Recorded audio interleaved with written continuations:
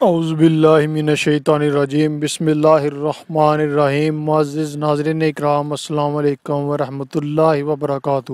معزز ناظرین اکرام، ہر زندہ چیز کو ایک نہ ایک دن مرنا ہے، تو مرنے کے بعد انسان کے جسم میں ہونے والی تبدیلیوں کے بارے میں آج ہم بات کریں گے کہ سائنس اس کے بارے میں کیا کہتی ہے۔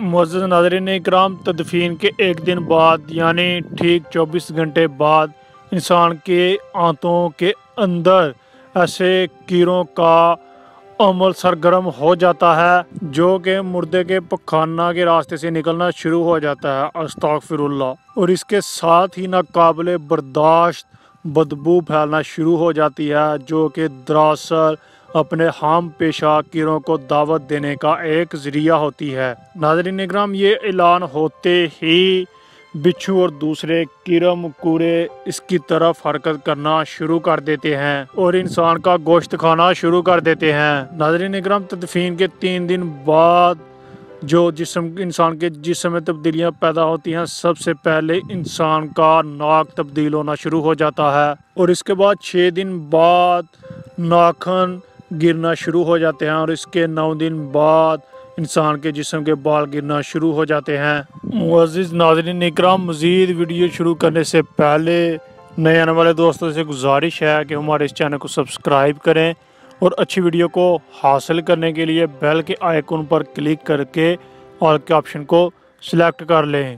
تو ناظرین اکرام، انسان کے جسم پر ایک بھی بال باقی نہیں رہتا اور انسان کا پیٹ پھولنا شروع ہو جاتا ہے۔ ناظرین اکرام، 17 دن بعد پیٹ پھٹ جاتا ہے اور باقی اندرونی اعضاء باہر آنا شروع ہو جاتے ہیں۔ پورے 60 دن بعد انسان کے جسم سے پورا گوشت ختم ہو جاتا ہے اور انسان کے جسم پر بوٹی کا ایک ٹکڑا بھی باقی نہیں رہتا۔ 90 دن بعد انسان کی تمام ہڈیاں ایک دوسرے سے الگ ہو جاتی ہیں اور 1 سال کے بعد انسان پورا کا پورا غائب ہو جاتا ہے۔ جس انسان کو دفنایا گیا تھا اس کا وجود بھی ختم ہو جاتا ہے۔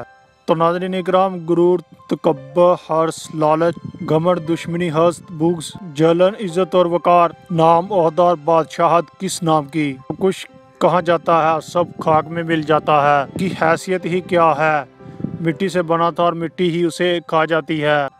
6 فٹ کا انسان قبر میں جا کر بے نام و نشان ہو جاتا ہے۔ اس دنیا پر اکڑ کر چلنے والا، حکومت کرنے والا اور دوسروں کو حقیر سمجھنے والا، قبر میں آتے ہی اس کا گھمنڈ اور غرور، بادشاہت سب کچھ چکنا چور ہو جاتا ہے اور مٹی ہو جاتا ہے، خاک ہو جاتا ہے۔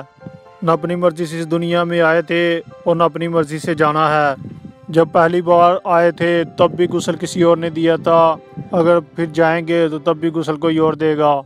لہٰذا انسان کو اپنی ابدی زندگی خوبصورت اور پرسکون بنانے کے لیے ہمیشہ اللہ فکر ہونا چاہیے اور ہمیشہ اللہ کو یاد کرنا چاہیے۔ ہر نیک عمل اور عبادت میں اخلاص پیدا کرنا چاہیے اور خاتمہ بالخیر کی دعا کرنی چاہیے۔ اللہ پاک ہم سب کو، ہمیں اور آپ کو عمل کی توفیق عطا فرمائے۔